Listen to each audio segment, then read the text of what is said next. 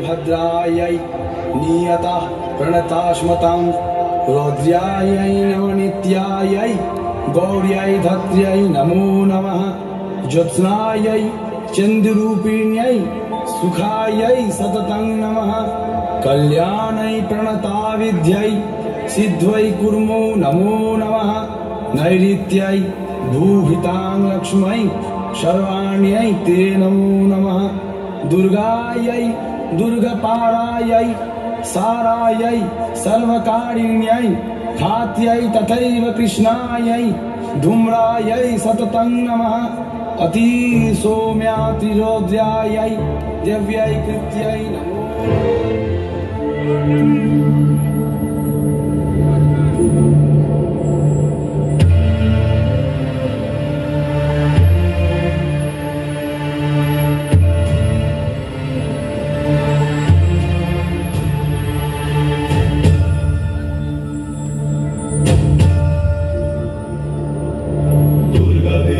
नमस्तुते दुर्गा देवी नमस्तुते दुर्गा देवी नमस्तुते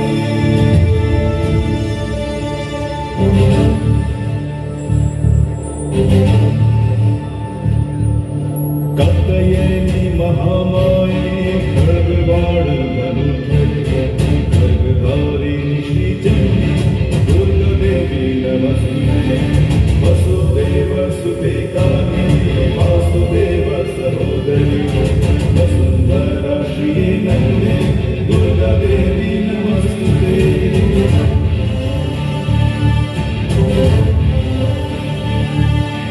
योगनिद्रे महानिद्रे योगमाये महेश्वरी योग सिद्धि गणे शुद्धे दुर्गा देवी नमस्ते चक्र गदा पाणे पांचायत वाहने पीतांबर धरे धन्ये दुर्गा देवी नमस्तुते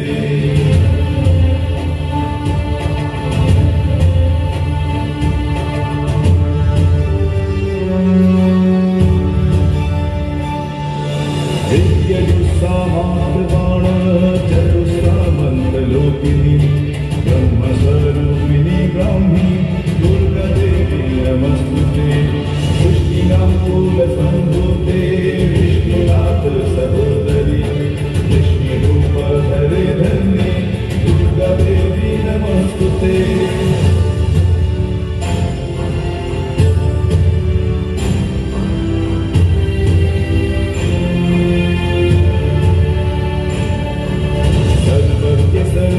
सर्वे सर्वेशे सर्वसाक्षिणी सर्ववित जटाधारे दुर्गा देवी नमस्तुते अष्टबाहु महासत्त्वे अष्टमी नवमित्रिये अट्टहासप्रिये भद्रे दुर्गा देवी नमस्तुते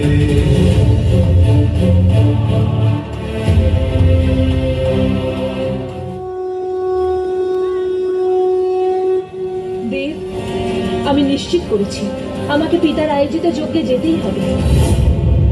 আমি চাই না যে পিতা ত্রিদেবের অভিন্ন অঙ্গে তিরস্কার করে মহাপাপের ভাগীদার হন।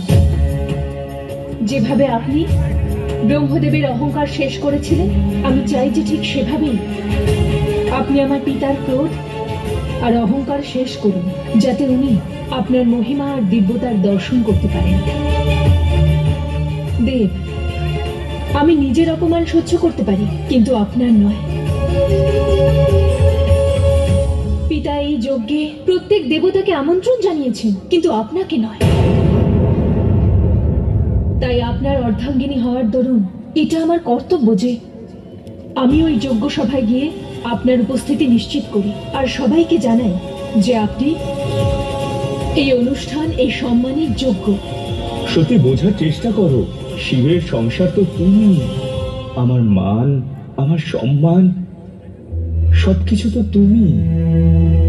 আমাকে কিছু প্রভাবিত করে না কে আমাকে সম্মান করছে, কে আমার অপমান করছে। কিন্তু তুমি যদি প্রজাপতি দক্ষের এই যজ্ঞের মধ্যে সম্মিলিত হতে যাও, তাহলে আমার প্রতি দক্ষ প্রজাপতির সমস্ত ক্রোধ সম্মিলিত হয়ে তোমার উপর কেন্দ্রীভূত হবে, তোমাকে আহত করবে। আর তা আমি হতে দেব না। কারোর জন্য তুমি মানসিক বা শারীরিক রূপে আহত হও, তাহলে আমাকে ওখানে যেতে হবে।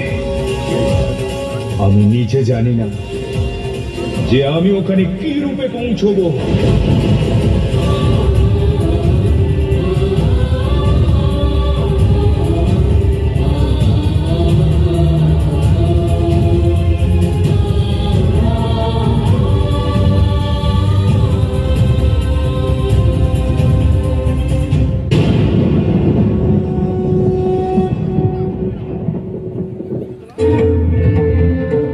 জানিতে কি পারি পিতা, কি সেই কারণ? সকলে আমন্ত্রিত, শুধু শিবের বারণ। সব দেবতার সেরা ভোলা মহেশ্বর কি কারণে বাদ পড়ে এই সতীর বর?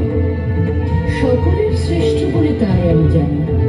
বলো পিতা, কি কারণে উপেক্ষিত স্বামী? কি কথা শুধাস্তই দুঃখে, শুনে জল আসে দু চক্ষে। শিশুকাল হতে মোর কন্যারে আমি তোর পক্ষে, আয় আয় আয় বা তোর পিতার পক্ষে।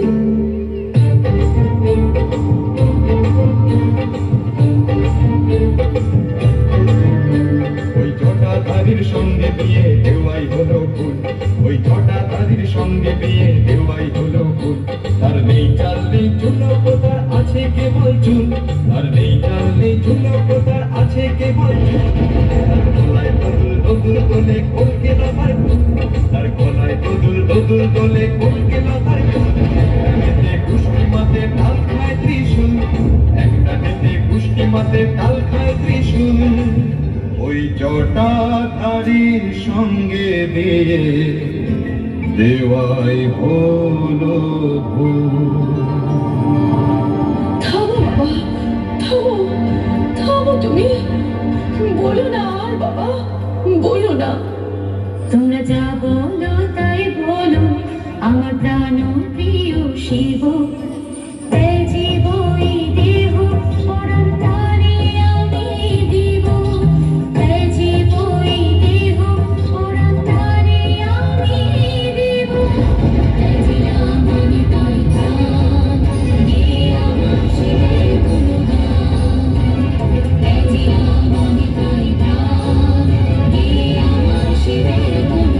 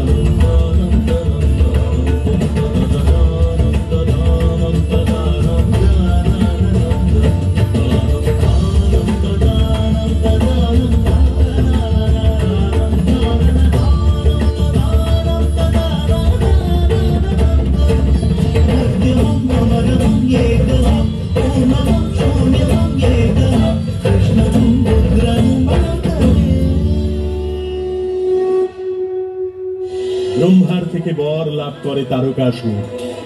একমাত্র মহাদেবের পুত্রই পারবে তাকে বধ করতে।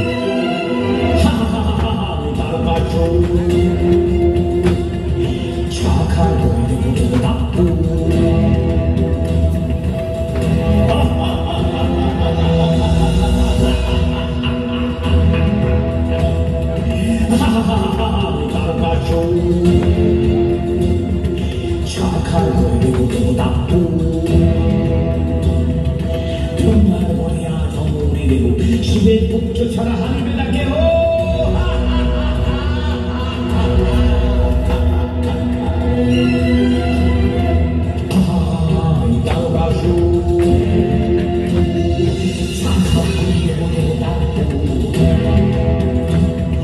শ্মশানেতে ঘুরে বলে সারাদিন মা,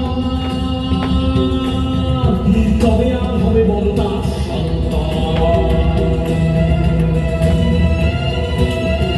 শ্মশানেতে ঘুরে বলে সারাদিন মা, তবে আর হবে বড় তার সন্তান।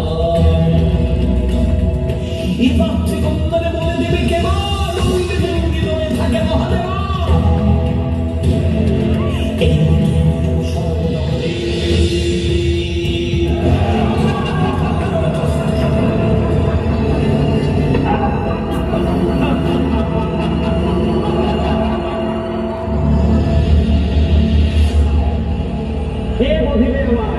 আমি তারকাসুর, তুই আমাকে প্রতিবেশী কোথায়?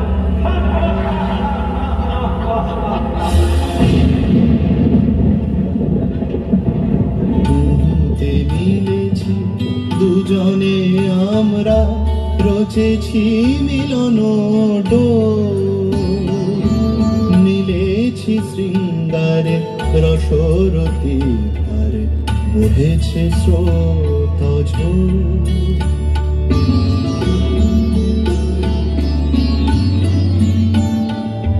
দুহুতে মিলেছি দুজনে আমরা, রচেছি মিলন ডোর, মিলেছি শৃঙ্গারে রসরতি হারে, বহেছে স্রোত ঝোর।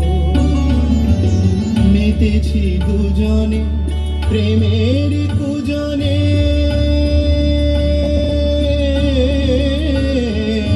মেতেছি দুজনে প্রেমেরই কুজনে, অর্ধনারীশ্বর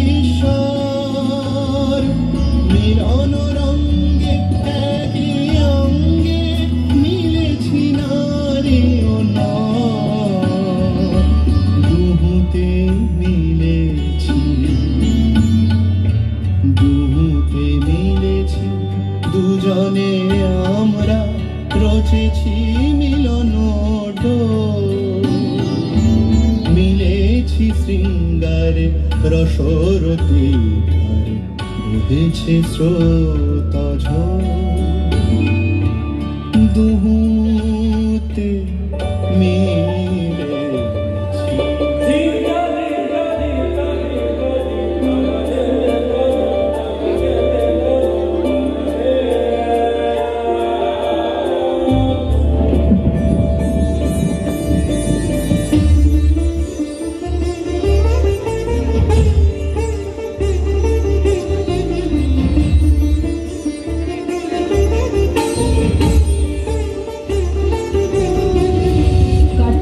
তারকাসুরের মধ্যে যে যুদ্ধ হবে তা ব্রহ্মাণ্ডের সর্ববৃহৎ যুদ্ধ হবে।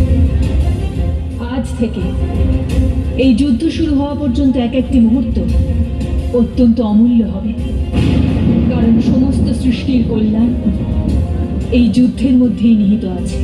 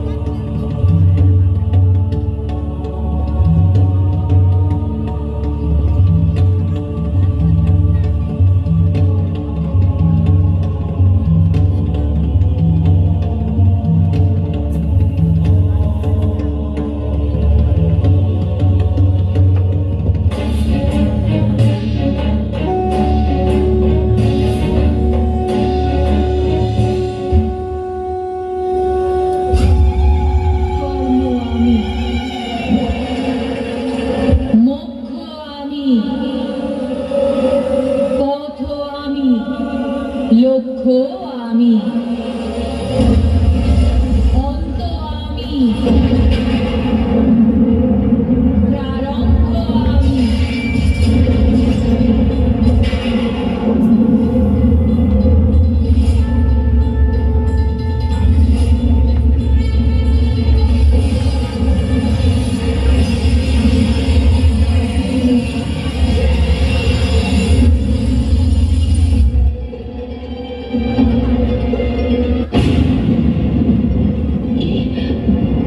এটা আমি কি দেখলাম?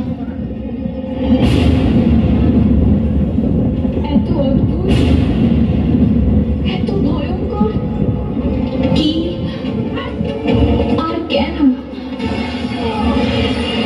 উত্তর তো একমাত্র মহাদেবই দিতে পারবেন। মহাদেব কোথায় গেলেন?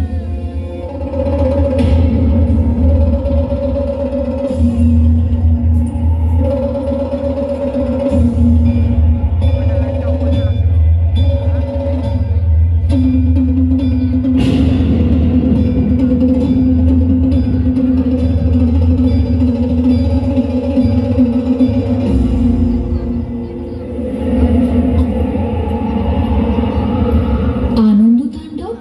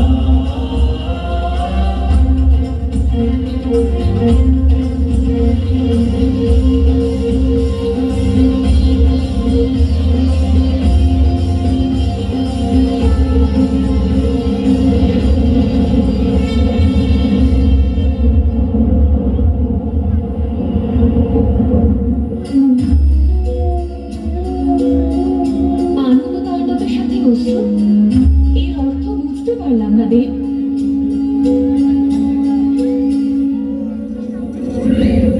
আনন্দ আর অশ্রু একই সূত্রে বাঁধা করি।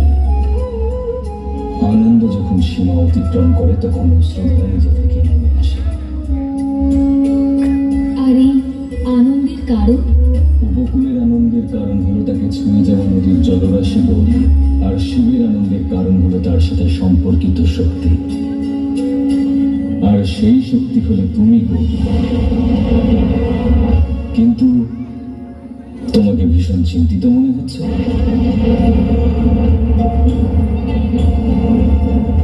এই চিন্তার কারণ হলো এক অদ্ভুত স্বপ্ন। হতে পারে যে আমার এই আনন্দের কারণ তোমার দেখা ওই স্বপ্ন। আমার স্বপ্নের সাথে এই আনন্দের কোনো সম্পর্ক হতে পারে না মহাদেব। যেন সমগ্র সৃষ্টির অন্তিম কাল উপস্থিত হয়েছে। অন্ত, এই অশব্দটা বড়ই বিচিত্র গৌরী।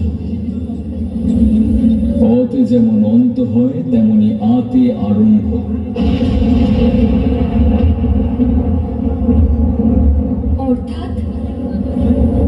অর্থাৎ অন্ত যদি সত্যি অন্ত হতো তাহলে আরম্ভ তাকে অনুসরণ করতো না, আর অন্ত না হলে আরম্ভ হয় না। বাস্তব হলো এই যে অন্তই হলো আরম্ভ। আপনার এই ধাঁধা মহাদেব আমার বোধগম্য হয় না। আপনি হলেন ঈশ্বর, আর আমি একজন সাধারণ নারী। আর এই অতি সাধারণ নারী স্বামী হিসেবে কাকে নির্বাচন করেছে? এটা কেমন প্রশ্ন?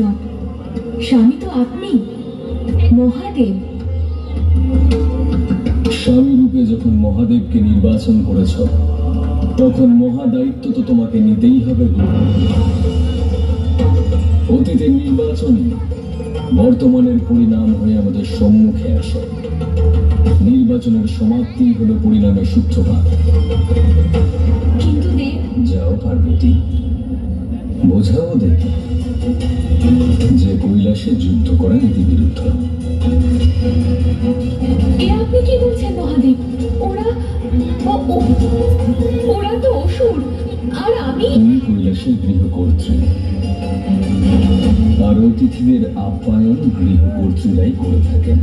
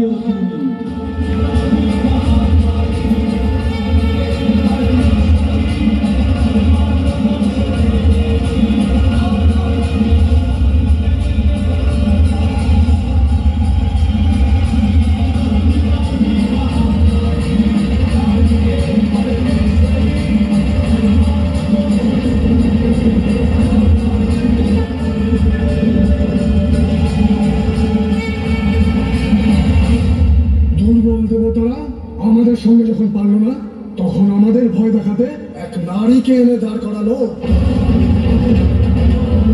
কেবলমাত্র শরীরে কালো রং মেখে আসলে কালের সম্মুখীন হওয়া যায় না মূর্খ নারী।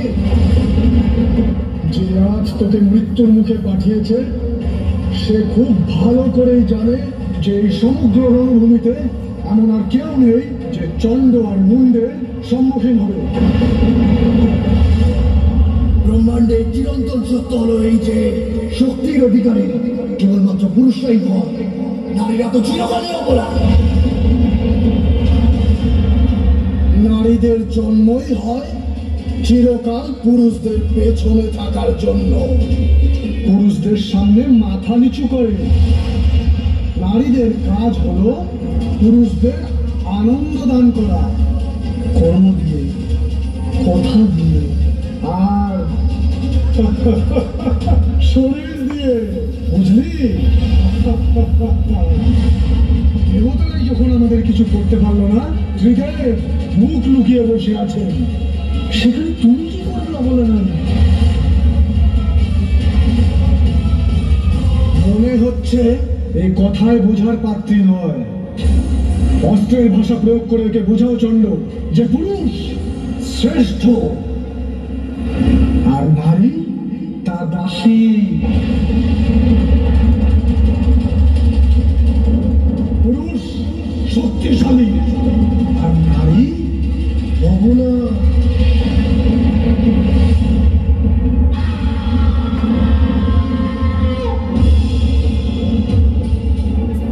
ঠিকই বলেছিস তোরা। পুরুষ জন্মদাতা, নারীরা জন্মদাত্রী। জন্ম পুরুষেরই দান, মৃত্যু স্বয়ং নারী। ভয় পুরুষের দান, আর শক্তি স্বয়ং নারী। যাদের মনে হচ্ছে নারীরা শক্তিহীন,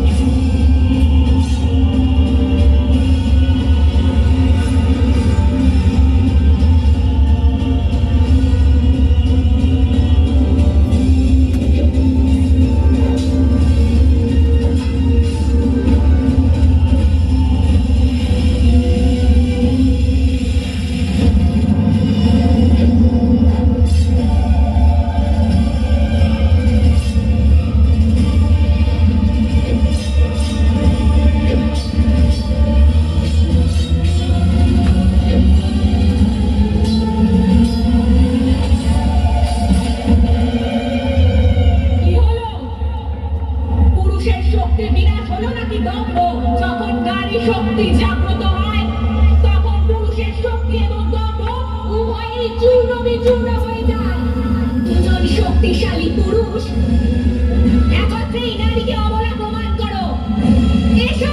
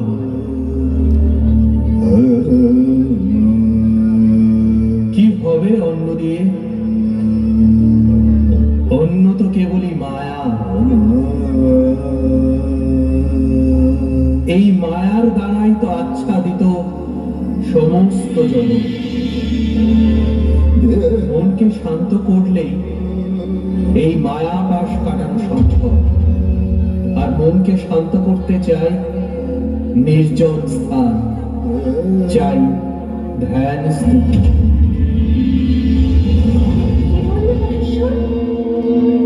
অন্য মায়া, যে অন্যের দ্বারা উদর পুষ্ট কায়া পুষ্ট হয়, সেই অন্যকে মায়া বলে উপহাস করলে তুমি। বৃথা তর্ক চাই না, ধ্যানে স্থির হতে দাও। ধ্যান স্তুতিতে সমস্ত জাগতিক মোহমায়ার উঠে ওঠা সম্ভব। ক্ষুধা তখন বেশ, তবে যেখানে অন্য ক্ষুধা মায়া বলে উপহাসিত হয় সেখানে বোধ করি আমার আর প্রয়োজন নাই। শিব, তুমি তোমার ধ্যান স্তুতিতে এই জাগতিক মায়া পাশ কাটানোর চেষ্টা অব্যাহত রাখো। এইবারে আমি কৈলাস ত্যাগ করলাম।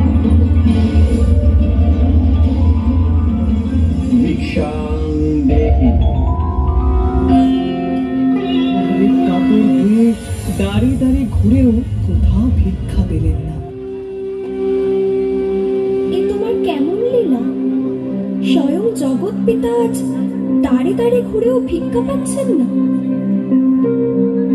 অন্যের যে রূপ সমাদর করবে সে সেই রূপেই সমাদৃত হবে। মহাদেব অন্যের অপমান করে যে অন্যায় করেছেন এ তারই ভবিতব্য। সমস্ত জগতে যখন কোনো অভাব ছিল না, সকলে ভোগ বিলাসে মত্ত ছিল, তখন খাদ্যের যথাযথ মূল্যায়ন করেনি। আজ যে অকাল দুর্ভিক্ষ, এও তারই ফল। এবার প্রসন্ন হও, ত্বরান্বিত করো তোমার মহিমা। তুমি যে জগৎ জননী, প্রকাশিত করো তোমার ঐশ্বর্যময়ী স্বরূপ। এবার মহাদেব তার ভুল বুঝতে পারলেন। দেবীর কাছে ক্ষমা প্রার্থনা করে তার আহ্বান করতে করতে উপস্থিত হন কৈলাসে। সেখানে গিয়ে তিনি দেখতে পেলেন অপূর্ব রূপকান্তিময়ী এক নারী মূর্তি।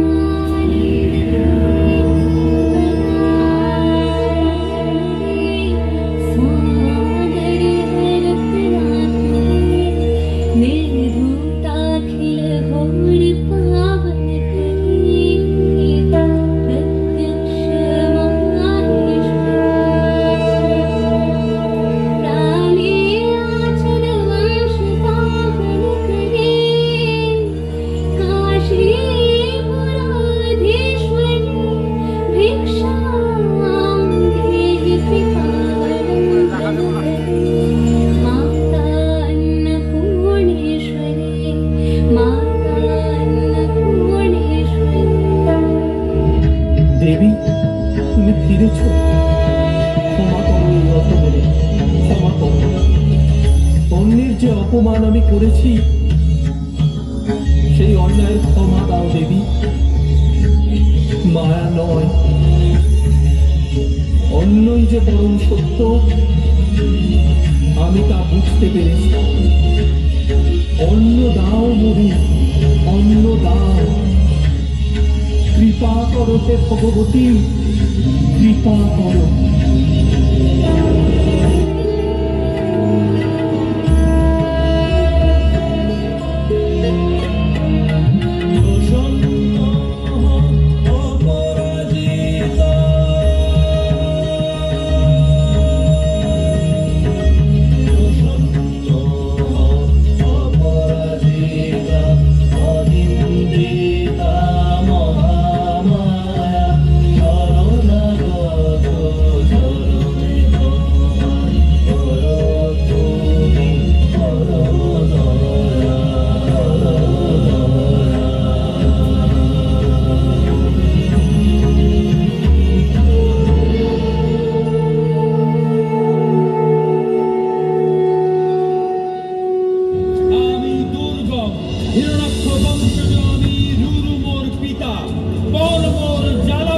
দেবেদের চিতা, যুগে যুগে দাঁড়ে দাঁড়িয়ে অসুরেরা কেন হারে?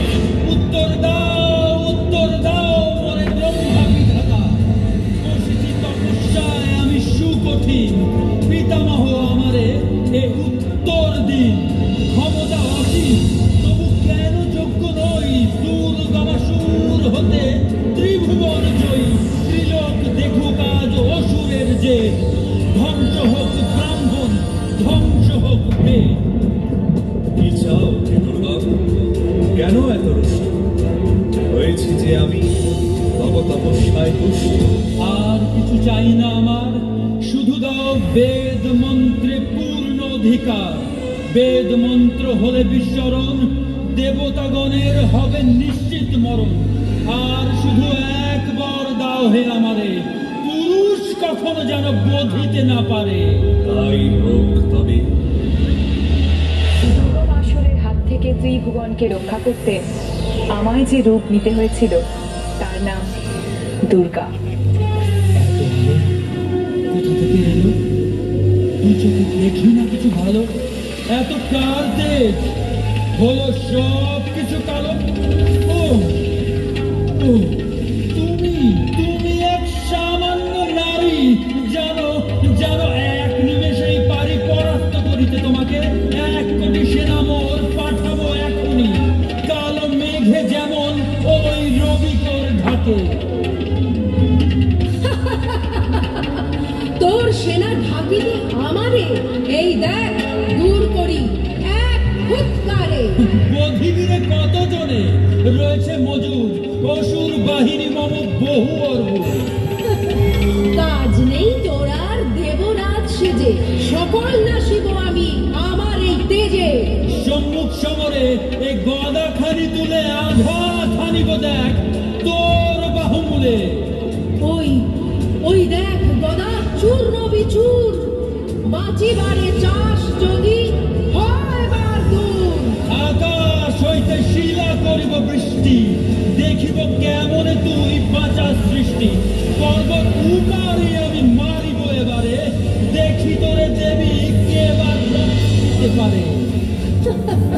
চূর্ণ করি সব মম পানে, আমানে বধিনি তুই বাঁচা নিজ প্রাণে।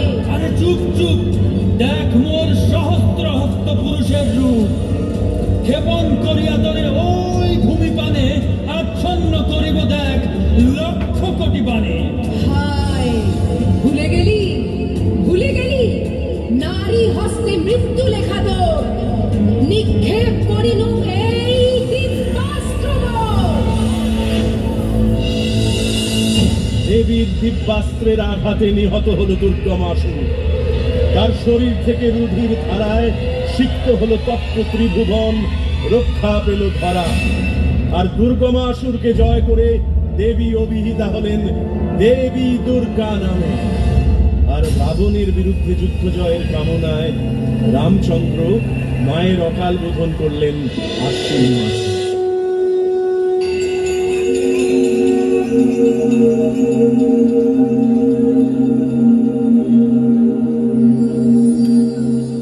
প্রণাম দেবাদিদেব। চতুর্দিকে প্রকৃতি সজ্জিত হয়েছে, দেখুন। দেব জাগ্রত হন, এই তপস্যা ভঙ্গ করুন এবার।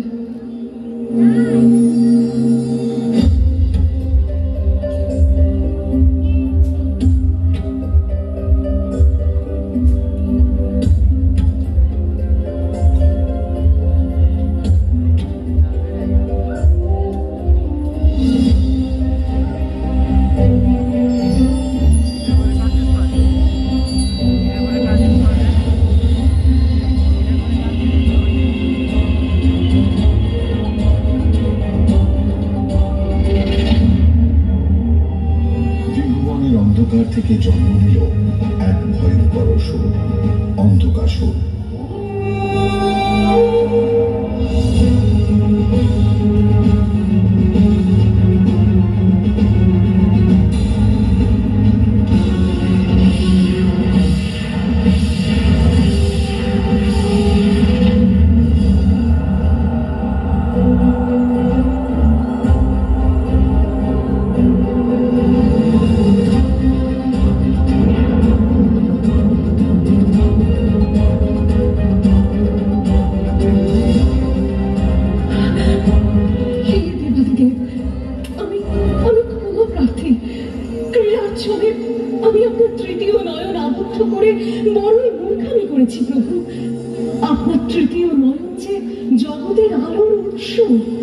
দেবী, তোমার এই ক্রীড়ার মধ্যে এক অসুরের সৃষ্টি হয়েছে জগতে।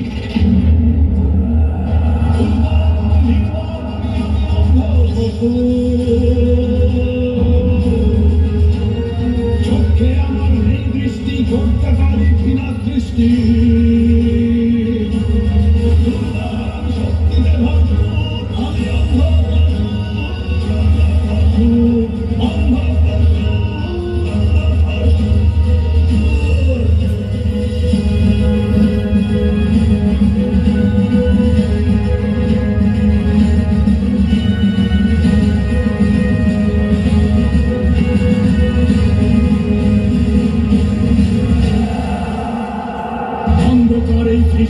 আমি কালোকে করি না ভয়, আমি মুক্তি রূপী ভীষণ কালো।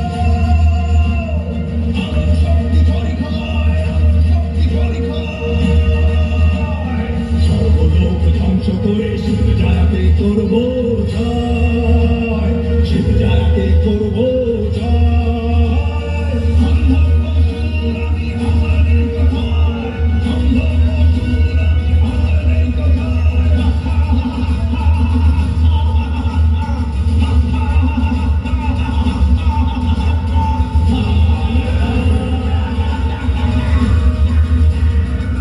অন্ধকারের মধ্যে জন্ম বলে এই অসুর দৃষ্টি শক্তিহীন।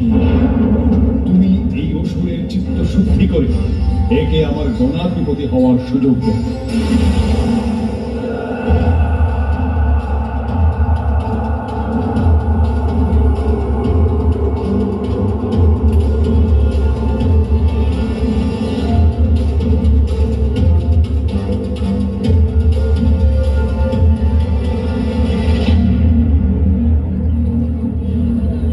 দেবাদিদেবের বাসস্থান কৈলাসের প্রবেশ পথ। এখানে আসার দুঃসাহস হলো কি করে? আমি অন্ধকাসুর, আপনাকে সসম্মানে আমার প্রাসাদে নিয়ে যেতে এসেছি দেবী। আপনি আমার ভজনা করুন। মূঢ়মতি অসুর, আমি শিবজয়া, শিবানী। হে শিবজয়া, আমি অন্ধকাসুর, জগতের শ্রেষ্ঠ রত্নকে আমার প্রাসাদের শোভা করে রাখো। আমার রথে ওঠো দেবী। অন্ধকাসুর, তুমি কি স্পর্ধা প্রদর্শন করছো তা তুমি জানো না। তুমি জানো না শিবজয়ার শক্তি।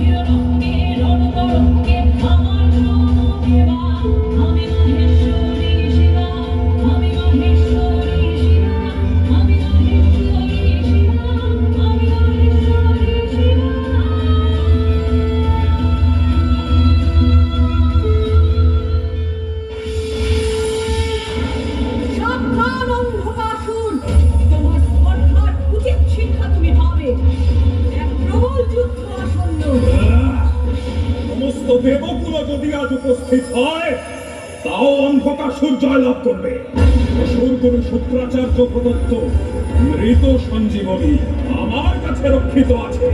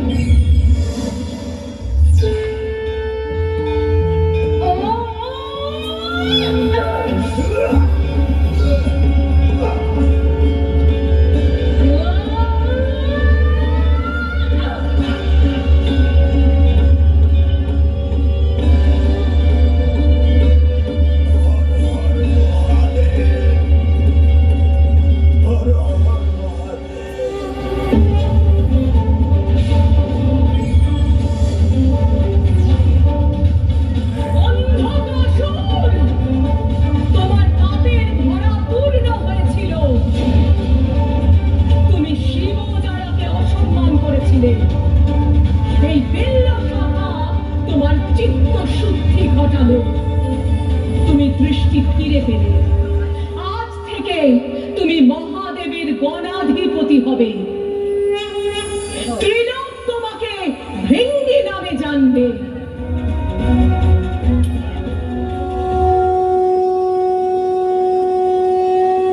তখন রাধা ও কৃষ্ণ গোপন কুঞ্জে নৃত্যরত।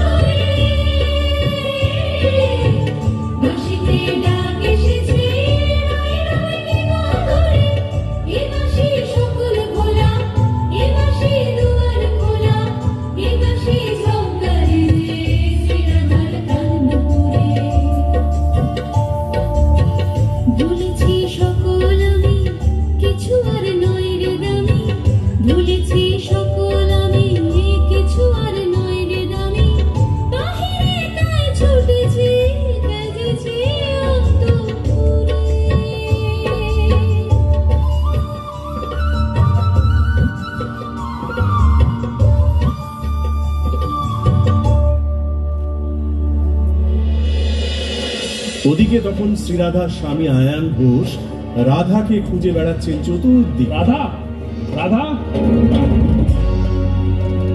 ঘরে তো নেই। রাধা গেল কোথায়? তোমরা রাধাকে দেখেছো? রাধার তো সংসারে মন নেই।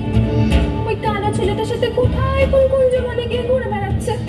বাঁশির আওয়াজ শুনেই ছুটে চলে গেল। মা গো, বাড়ির বউ অমন করে ছোটে আগে দেখিনি। সত্যি আমি গিয়ে দেখছি, তবে রাধাকে আমি নিয়ে আসবই।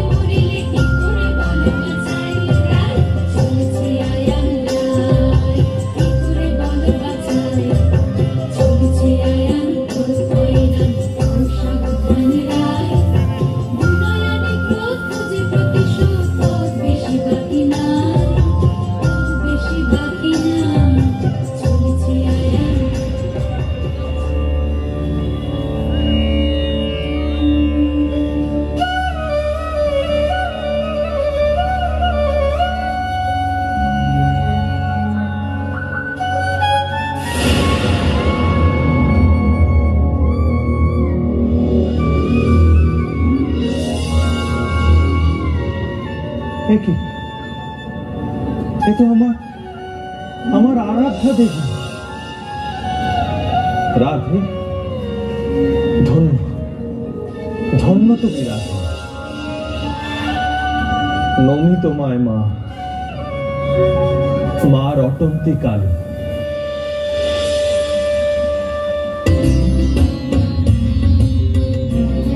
আমি রটন্তী কালী জগতের দীপাহারা, আমি আত্মা সতী জগতের গতি তারা। শ্মশান বাসিনী লোকেশে সুহাসিনী,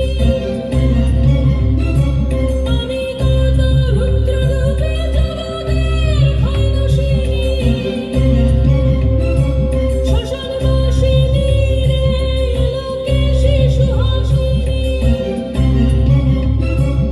এই আমারই করলে পূজা কাটবে জানি সকল বাধা। এই আমি যে সকল প্রকাশে, আমি যে কৃষ্ণ রাধা, কৃষ্ণ রাধা, কৃষ্ণ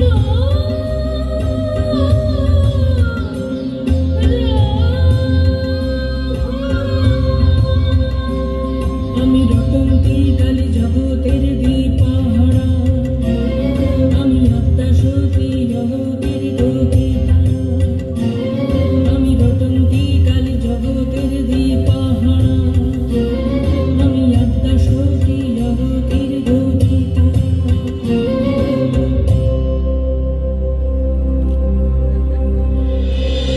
শ্রীকৃষ্ণ মাঘ মাসের চতুর্দশী অমাবস্যায় এই কালী কৃষ্ণ রূপটি ধারণ করেন।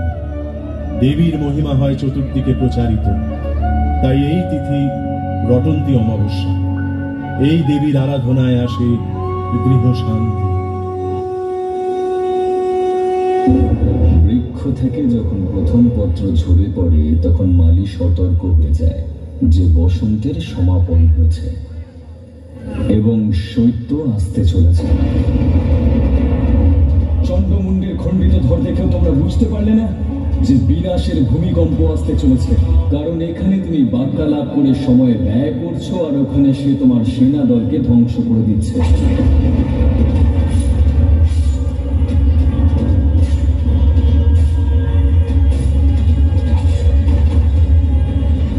সেই মহাকালেরই অন্তরের সংবাদ তোমার কাছে নিয়ে এসেছি।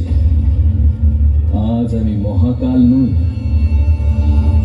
মহাকালীর দূত হয়ে এসেছি। সেই নিষ্ঠার কথাই মনে রেখে তোমাদেরকে জানাতে এসেছি যে নিজেদের বিবেককে কাজে লাগাও আর ভাবো, স্বয়ং মহাকাল যার দূত হয়ে এসেছে সেই শক্তি কতটা বৃহৎ হতে পারে, কতটা বিধ্বংসী হতে পারে।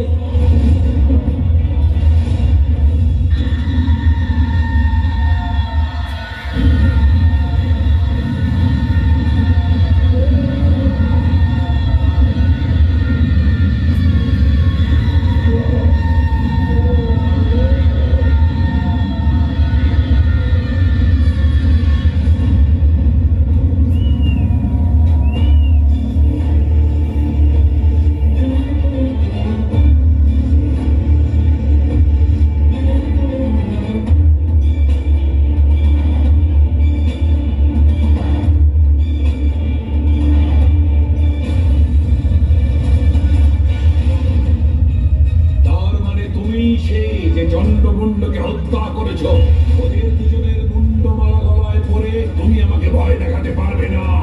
এই মালায় এখনো পর্যন্ত অন্য মুন্ড গাঁথার স্থান রয়েছে। স্থান তো আমি তোমাকে দেখাবো মূর্খ নারী। তোমাদের স্থান রন্ধনশালায় অথবা পুরুষের শয়ন কক্ষে।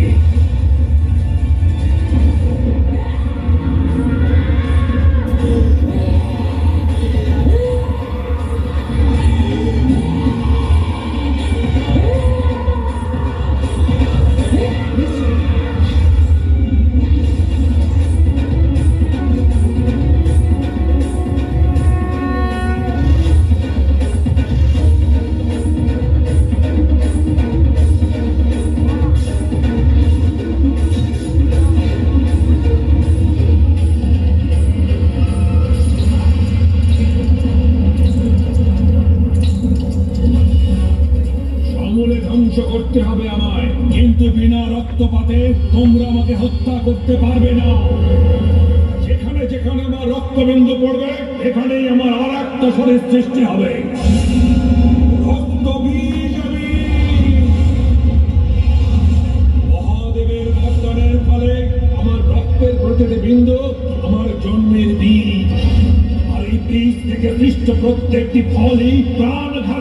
বুঝলে মূর্খ দেবীগণ?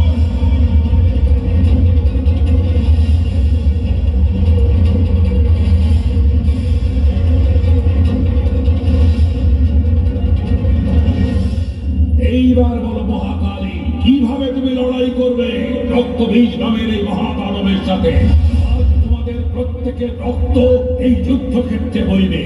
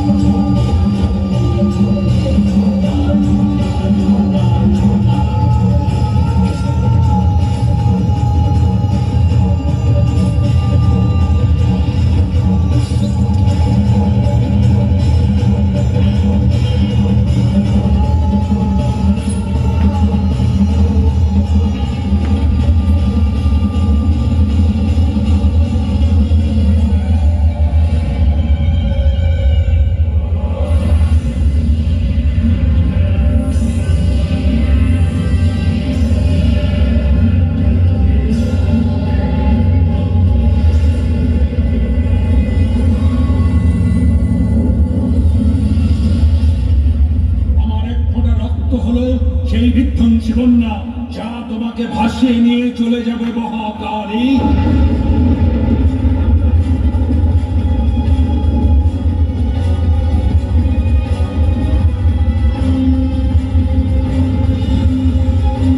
মহাকালীর বিনাশের দ্বারাই প্রমাণ হবে যে নদী যতই স্রোতস্বিনী হোক না কেন, ধর্মদেব দ্বারা বাধাপ্রাপ্ত হয়ে তার অভিমান চূর্ণ বিচূর্ণ হয়ে যায়।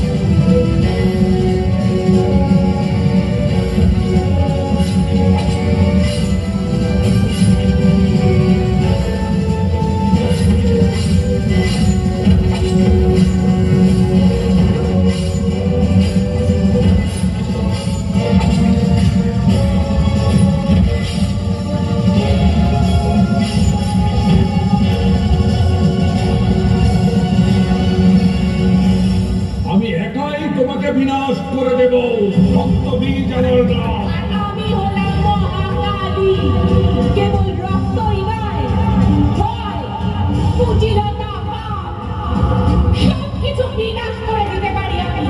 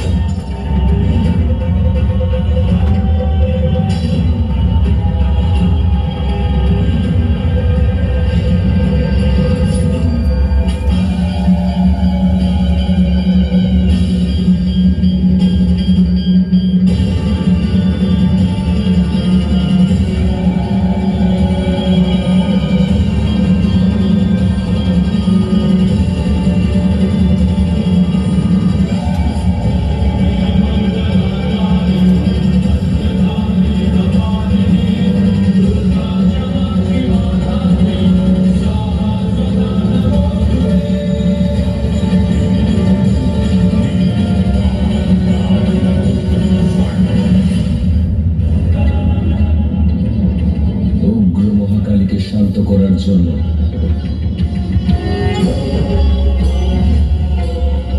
মহাকালের আগমন প্রয়োজন।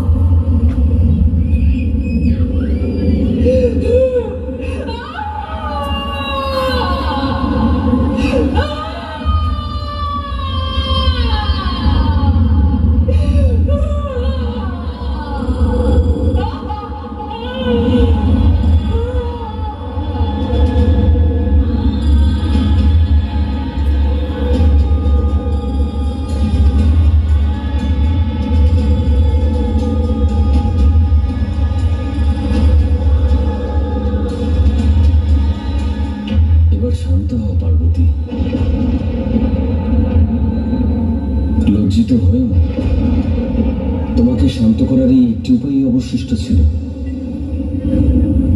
স্বামী স্ত্রীর মধ্যে একজনের উগ্রতা বৃদ্ধি পেলে অপরজনের নত হয়ে যাওয়া উচিত। আমি সেটাই করেছি।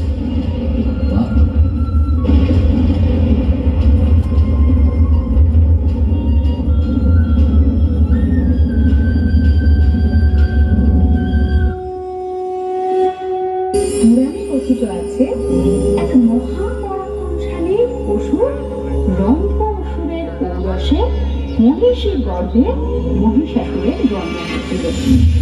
মহিষ ও অসুরের সংমিশ্রণজাত এই শিশু জন্মলগ্ন থেকেই হয় কিছু আশ্চর্য ক্ষমতার অধিকারী। সৃষ্টিকর্তা প্রজাপতি ব্রহ্মাকে প্রসন্ন করার হেতু সে আরম্ভ করে এক ভীষণ তপস্যা। সেই ধ্যান মন্ত্র প্রতিধ্বনিত হতে থাকে 10 দিকে। ভীষণ শব্দ মিলারে সমুদ্রে জাগে মহাপ্লাবন, চূর্ণ বিচূর্ণ হয়ে যায় পর্বত শ্রেণী। বজ্রপাতে ঝলসে ওঠে রক্তিম দিগন্ত। সহস্র বৎসরের অবিরাম সাধনায় মহিষাসুরের দেহ হতে জন্ম নেয় এক শক্তিপুঞ্জ। অজন্ম সেই শক্তিতে ইন্দ্রলোকের দেবরাজ ইন্দ্রের সিংহাসন হয়ে ওঠে কম্পিত।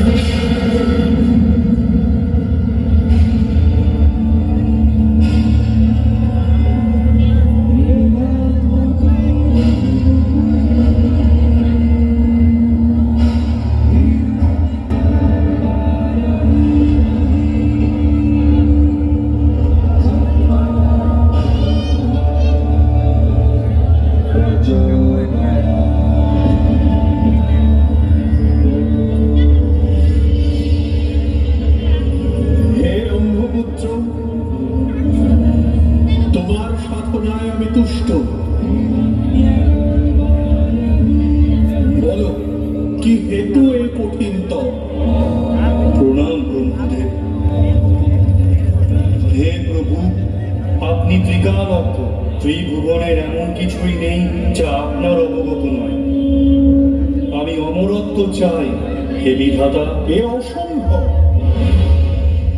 অমরত্ব দিতে আমি অক্ষম।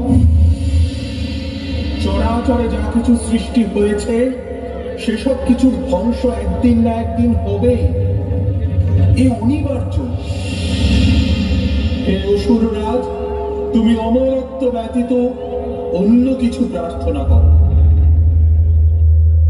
তাহলে প্রভু আমাকে এমন বর প্রদান করুন যেন চরাচরের সমস্ত পুরুষ শক্তির হস্তে আমি হই অবদ্ধ। আর নারী শক্তি? নারী? হে প্রজাপতি ব্রহ্মা, আপনি নিশ্চয়ই কৌতুক করছেন। নারী মাত্রই অবলা, পুরুষের আশ্রিতা। তার ধৃষ্টতা হবে আমাকে হত্যা করা।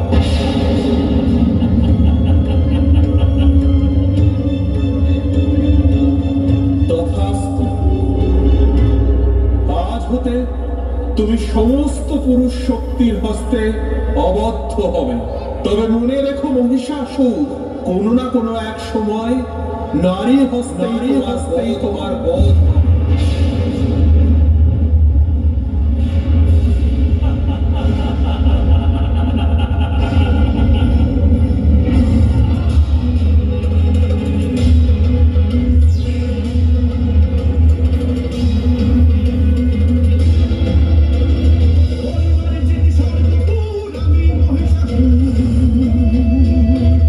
পরিমাণে যেটি সর্বপুর আমি মহিষাসুর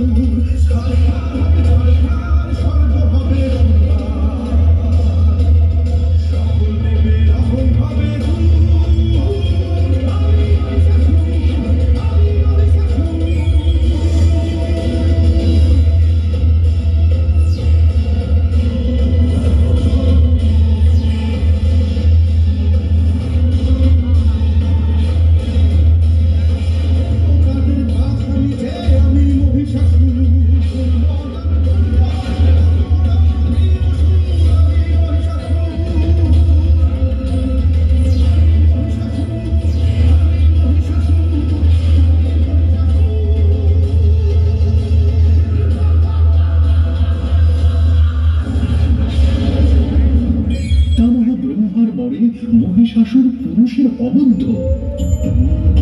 মহিষাসুরকে বধ করবেন স্বয়ং দেবী।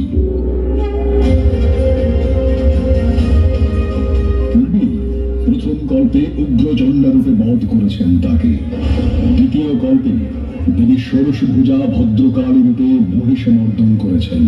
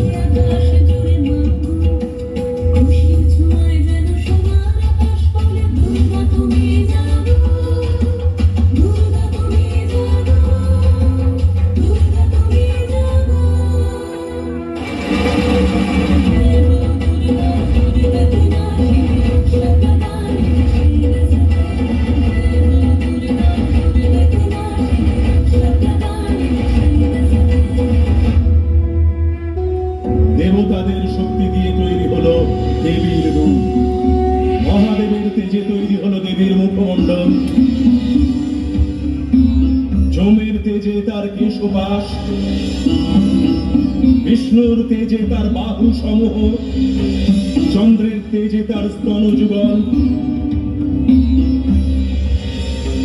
ইন্দ্র তেজে তার শরীরের মধ্যভাগ, বরুণের তেজে তার জঙ্ঘা ও উরুদ্বয়, ব্রহ্মার তেজে সৃষ্টি হলো তার পদযুগল, ও কুবেরের তেজে তার নাসিকা, দক্ষ প্রজাপতির তেজে দন্ত সকল এবং বহ্নির তেজে তার তিনটি চক্ষু উৎপন্ন হলো। সমস্ত দেবতাদের তেজ ও পুঞ্জ একত্র করে তৈরি হলেন অমিত পরাক্রমী দেবী মহিষাসুরমর্দিনী। বিষ্ণু দিলেন সুদর্শন চক্র,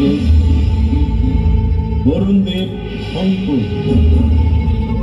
অগ্নিদেব শক্তি, পবনদেব ধনু ও দুটি বাণ পূর্ণ টুনি, ইন্দ্র দিলেন বজ্র ও ঐরাবতের ঘণ্টা, মৃত্যুরাজ যৌমদেব দিলেন কালদণ্ড, ব্রহ্মা দিলেন রুদ্রাক্ষের মালা ও কমণ্ডলু, কাল দিলেন খড়গ ও উজ্জ্বল ছাল, সূর্য দেবীর প্রতিটি রোমকূপে শক্তি দিলেন, আর হিমালয় দিলেন বাহন সিংহ, মহাদেব দিলেন শূল, দেবী হলেন সম্পূর্ণা।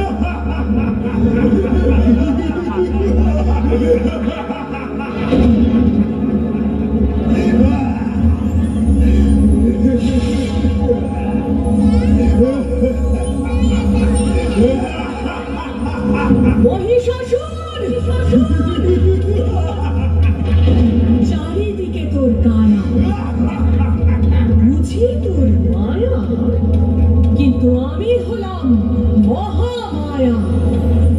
এই দেখ মোর সুর, সব মায়াজাল হবে নির্মূল।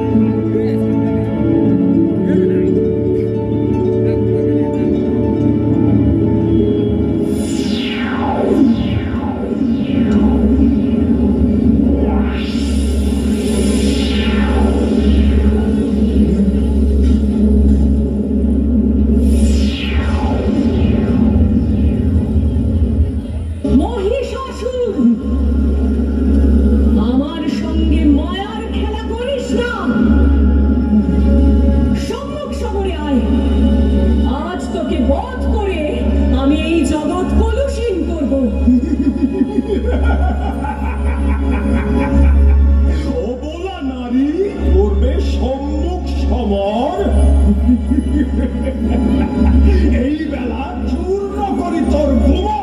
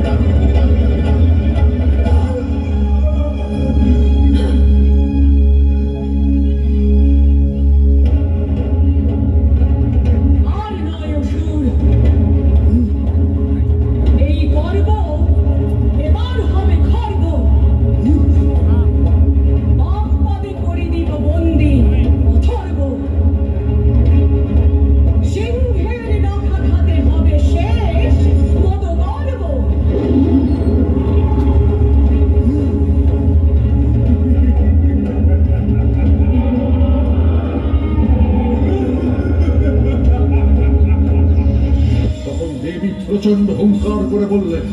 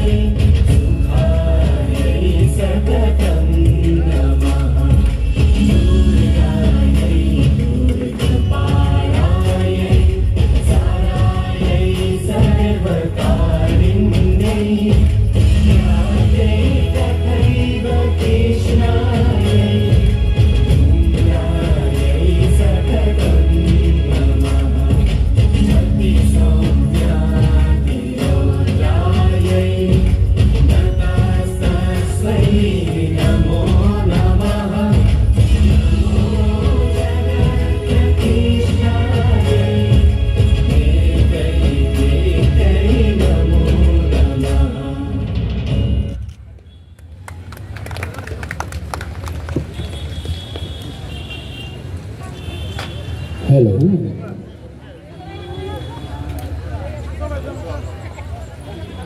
राम से भाई दर्शक मंडली ईमान करे आपनालोके यूनिक डांस ग्रुप